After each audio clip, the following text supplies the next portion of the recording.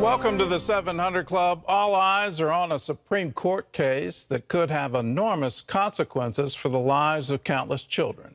Today, court justices will hear arguments over a groundbreaking Mississippi law that protects children in the womb. Many hope and others fear that the court's ruling could overturn or weaken Roe v. Wade. Charlene Aaron brings us the latest on this pivotal case. The High Court will consider a Mississippi law that bans most abortions after 15 weeks. After federal courts struck down the ban, the state is asking the court to rule on its constitutionality. It's a direct challenge to Roe v. Wade, the 1973 landmark ruling that legalized abortion in America. This really could be, for the first time, in almost 50 years, that preborn children really are defended in the womb. Roe established that the right to privacy includes a right to abortion, and it warned that preventing women from terminating a pregnancy could be harmful to their health. In a 1992 decision, Casey versus Planned Parenthood, the court argued that women had come to rely on abortion. CBN News spoke with former Mississippi Governor Phil Bryant, who signed the law, about the case. To realize that the federal government had told states, you can't regulate abortions. You can't do anything to protect the unborn in the state of Mississippi. We've all known that was wrong. After Roe, abortions in the U.S. rose, peaking at 1.6 million in 1990. The latest survey shows just 862,000, fewer than when the court decided Roe.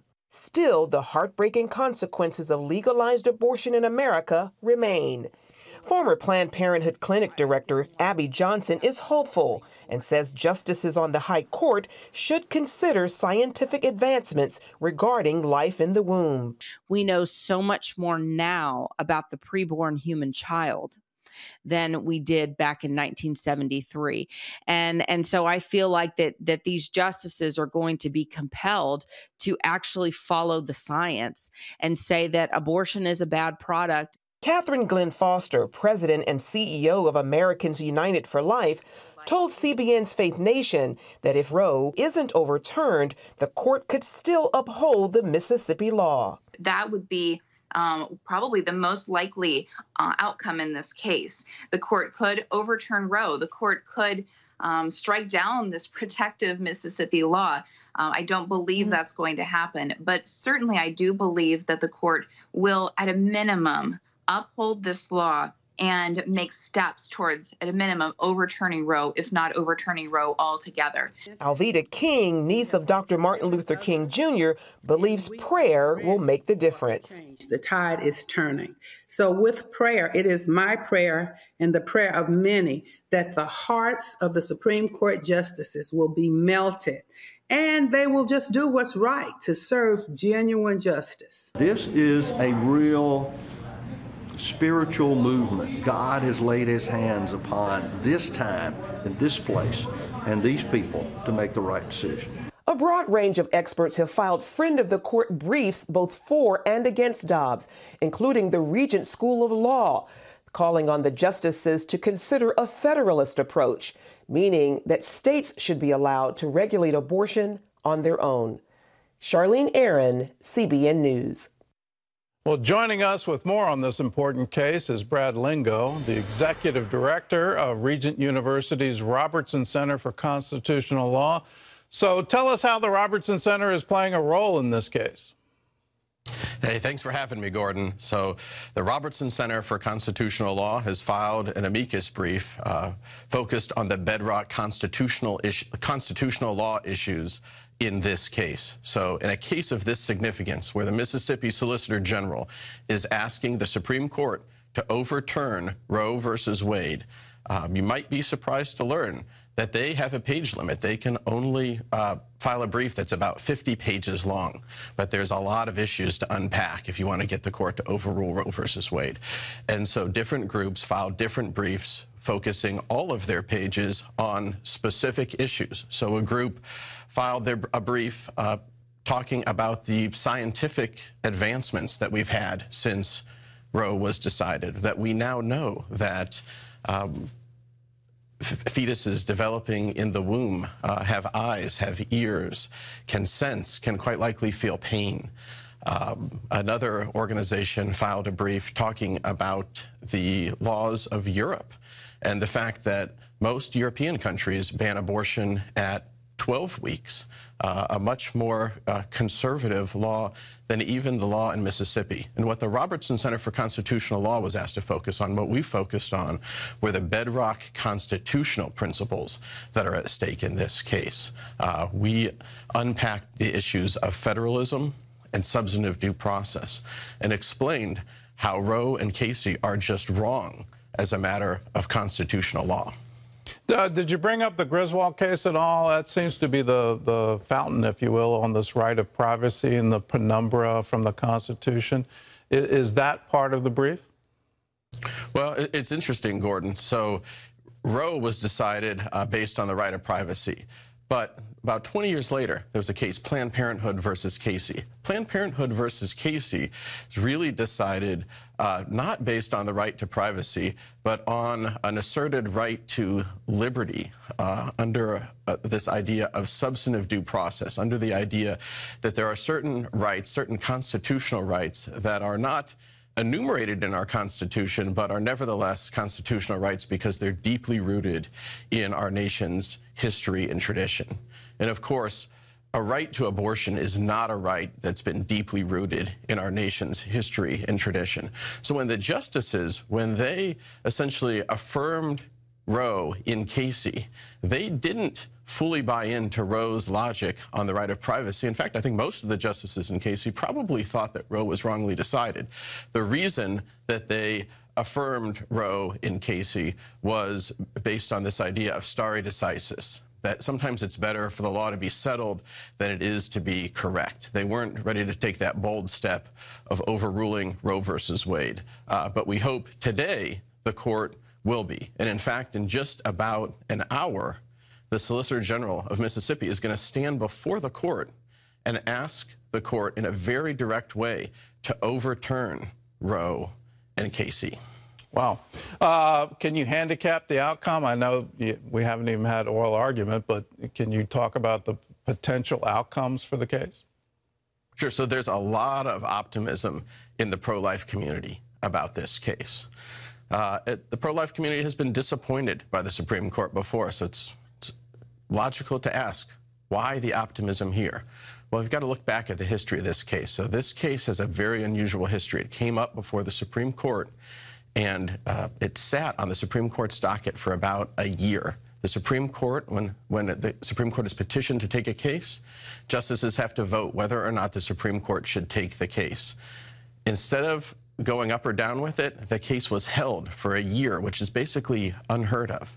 And then shortly after Justice Barrett was confirmed to the court, the order came down that the court was going to hear this case. Now, given the current composition of the court, which has a majority of conservative justices, it's highly unlikely that the court would have decided to take this case simply because they wanted to affirm Roe and Casey and entrench a fundamental constitutional right to abortion. It's far more likely, given the composition of the court, that they decided to take this case because they want to revisit Roe and Casey and possibly overrule Roe and Casey. That's why people think it's very unlikely that Roe and Casey are just going to be affirmed outright. It's very likely that the state of Mississippi, which is arguing for the pro-life position, is going to win this case. The question is, how do they win this case? Of course, the court could simply overrule Roe and Casey. That would be the cleanest and easiest way for the court to do it. That's what the Solicitor General of Mississippi is going to ask the court to do. That's what the Robertson Center has asked the court to do. But the court may stop short of that. The court may still rule in favor of Mississippi, may uphold the Mississippi law, which would still be a landmark win for the pro-choice movement. Say that the Mississippi law is valid and constitutional, while still putting some limits as to the degree to which states can regulate abortion, so not give states a completely free hand with respect to regulating abortion. All right. Well, what should we be looking for in all arguments? I know that some of the justices would be swing votes here, Chief Justice Roberts in particular, but any other of the other justices should be looking at their questions and what are the issues and how are they framing those questions as a cue, if you will, as to how they'll ultimately vote. I think most eyes are going to be on Justice Roberts and Justice Kavanaugh. They're thought to be the swing votes. They're thought to be the swing votes not because they agree with Roe and Casey. I think most people think that those cases were wrongly decided as a matter of constitutional law. But just because a case is wrongly decided does not necessarily mean that the Supreme Court is going to overturn that case. There's a legal principle called stare decisis, which means to stand by that which has been decided. And of course, overturning Roe and Casey, these very famous, very prominent Supreme Court cases, will result in some backlash and some controversy. And so the question is really not whether Roberts and Kavanaugh think Roe and Casey are right. The question is whether they will be bold enough to overrule Roe and Casey. And I hope, as they think about that, maybe they learn a lesson from the court in Casey, which those justices didn't necessarily think Roe was right either, but they thought if they just affirmed a constitutional right to abortion, that they would be able to settle and end this debate once and for all, that they would be able to bring peace. And of course, what we've seen in Casey is that to the extent that they thought that, that backfired spectacularly. And I think the only way to bring peace to this issue, the only way to bring this issue to some sort of a resolution is to go back and treat this issue the same way that we treat other really important matters of policy and health and family in this country. That is, we turn it over to the democratic process and we let the people decide. And that's one other thing that I think that's really important for the audience to know about this case, which is even if Roe and Casey are completely overruled, even if Mississippi has the most sweeping victory imaginable, that will not mean that abortion is outlawed in this country.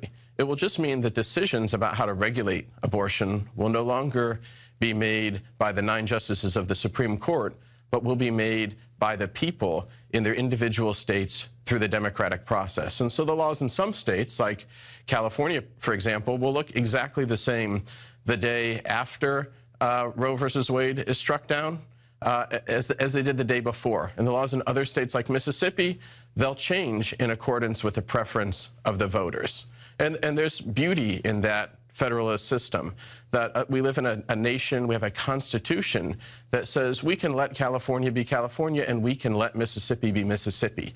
And one-size-fits-all solutions often just result in difficulty and controversy, and history has shown they just don't work. All right. Well, Brad Ligo from Regent University, the School of Law, and the Robertson Center for Constitutional Law. Thanks for the insights and thanks for being with us. You can always follow the Supreme Court decisions through the CBN News app. We're going to be having coverage throughout the day on the oral argument, and you can stay tuned for what should be a very monumental decision by the Supreme Court.